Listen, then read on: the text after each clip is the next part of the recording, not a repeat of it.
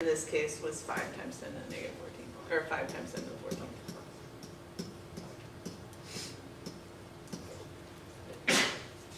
So on your sheet, you have Planck's constant. Yes, it does. I see you guys have looked at them closely.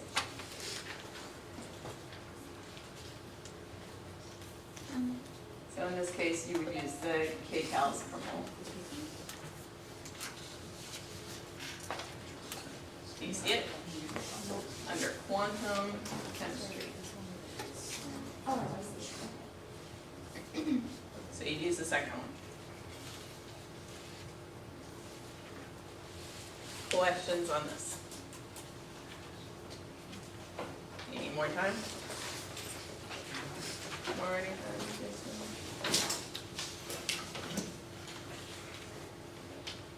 Alright, another use of this is if we asked how much energy is in the laser light.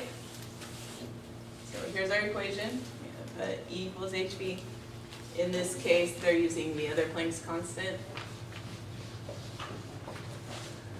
So our energy is going to be Planck's constant times the frequency that they gave in the problem. So they would get, in this case, 3.11 times 10 to the negative 19 joules. So it's pretty plug and play. Questions?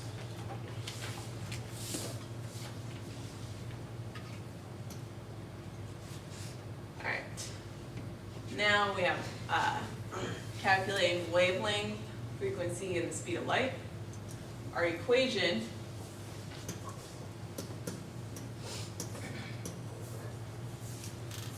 is this, but if you remember this, you can figure out and solve for anything. So the way the pyramid works is you cover up what you're looking for, and then the position of the other things tell you how it's arranged. So if I'm looking for wavelength, I can cover that up. Wavelength is going to be the speed of light divided by v, the frequency. If I'm looking for the speed of light, it's going to be wavelength times frequency. If I'm looking for frequency, it's going to be speed of light divided by wavelength. Now remember, speed of light, 3 times 10 to the 8 meters per second.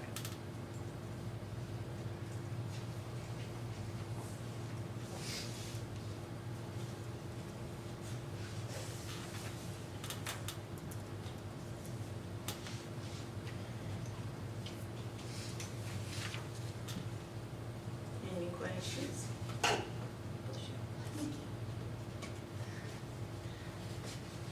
right, can I go to the next slide? Yes. All right, now we're on to bonding. So this is the covalent bonds, ionic bonds, how to write formulas, things of that nature. This first slide is the electronegativity.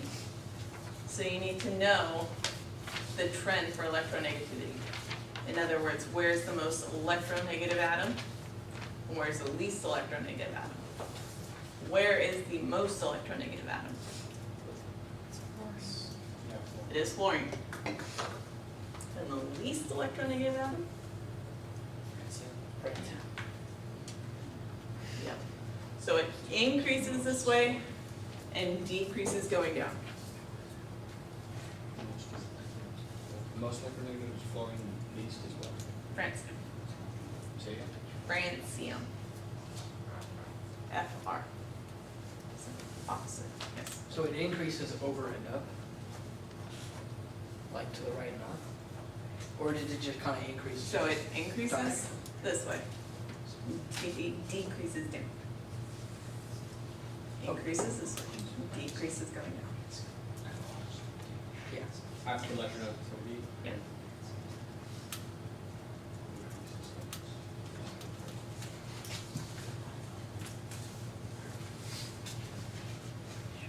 You need more time?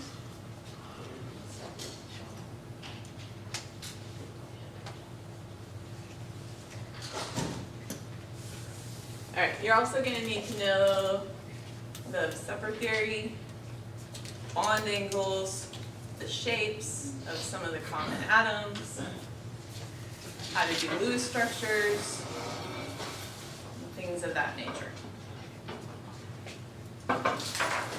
So, here's the shapes.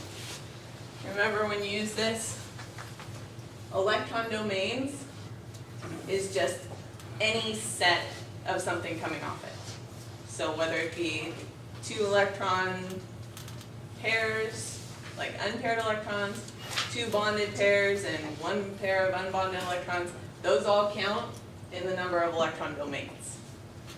So in this case, I have 2. They happen to be unbonded, but I still have 2. They're bonded to each other. So bonding domains, that's how many are actually bonded to something else. And this one has 0 non-bonding ones, so those would be your electron pairs. And that's going to give us the molecular geometry, which is linear. And here's an example of the Lewis dot structure.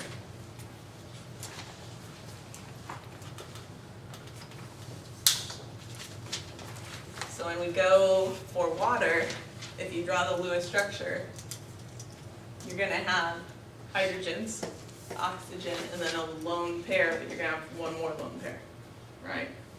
You're going to have 2 lone pairs. So it's going to be bent though. I think down here is where it shows you. So we have 4 actual things coming off of it. And then if we go down here to 2 bonded, 2 not bonded, that's what it looks like. It's bent, and that's the Lewis structure. I guarantee you that questions about bond angles are going to be on there. You better know everything about water. I'll give you that much. You should know the general shapes.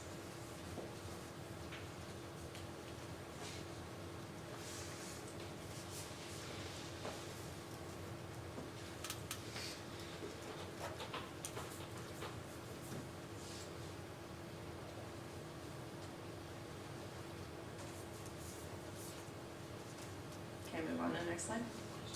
Any questions? Alright, here's just the rest of them. This is our trigonal bipyramidal.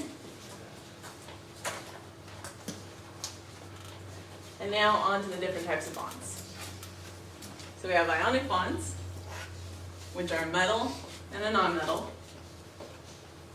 By definition, that's what it is, metal and nonmetal. So something from the left side of the periodic table, something from the right side of the periodic table. Ionic bonds give the electrons. So these are the ones that make those ions, the plus and minus charges. That's an ionic bond.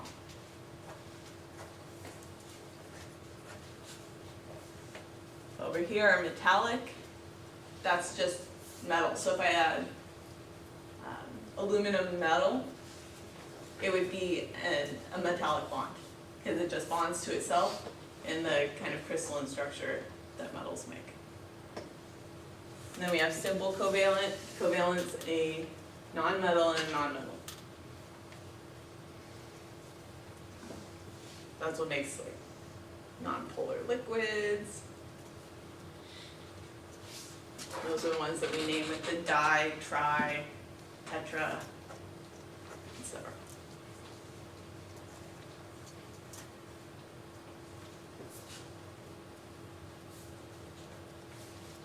Questions on this? No question? Remember, we can have single, double, or triple bonds. This is in Lewis structures. We can do this if we need to balance out the octets. The most you can have is a triple bond. So if you try to quadruple bond something, you're not right. So just know that. You can only go to triple. Example of our double bond, 2 oxygens, that makes CO2 gas. Hydrogen only ever bonds once, so if you've double bonded a hydrogen, that's not correct either. And nitrogen favors the triple bond. Questions? Alright, water molecules. There's gonna be questions specifically pertaining to water molecules and polar molecules. So I wanted to go over this a little bit. So you need to know that the bond angle of water is 105 degrees. Normally, it's 109 for others of that kind of shape, but because of the two lone pairs of electrons, it's 105. We have polar molecules. Water is a polar molecule. That's one of the reasons it's a universal solvent. So the oxygen is where the partial negative is. And remember, this can be written like this, that means partial. And then where the hydrogens are, partial positive, because they're giving up their electrons to the oxygen. Or they're spending more time with the oxygen, I should say.